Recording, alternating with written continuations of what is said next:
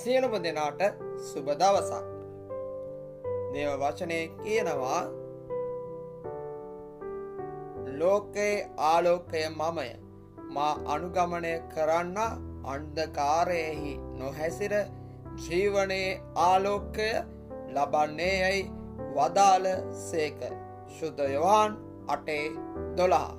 මේ ආකාරයට යේසුස් වහන්සේ කියනවා අපි අන්ධකාරයට වය වෙන්න අවශ්‍ය නැහැ කියලා.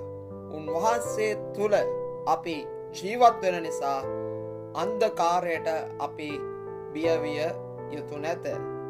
ඒ මන්ද කියලා කියනවා නම් අපිට ජීවනයේ ආලෝකය ශුද්ධාත්මයන්න් වහන්සේගේ ආලෝකය අපේ ජීවිතවල තිබෙන නිසා අපි හැසිරෙන්නේ ආලෝකයේ දරුවන් ලෙසටය. මගේ සෙනෙහවන්ත සහෝදරයා සහෝදරිය, දෙවියන් වහන්සේ ඔබව අන්ධකාරයෙන් එළියටගෙන ඒ යහපත් සුබ ආරාධ්‍ය කරුණ කොටගෙන ඔබව ආලෝකයට ඔසවා තැබුවා.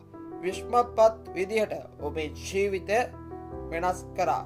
උන්වහන්සේට අවශ්‍ය වෙන්නේ ඔබව ආලෝකමත් ජීවිතයක් ගත කරන්න.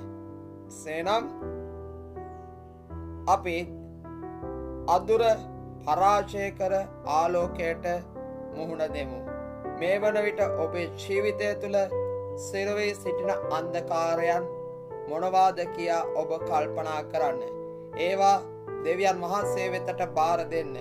උන්වහන්සේ ඔබේ ජීවිතය තුළ අඳුර පරාජය කර ඔබව ආලෝකයට ගෙන ඒවි.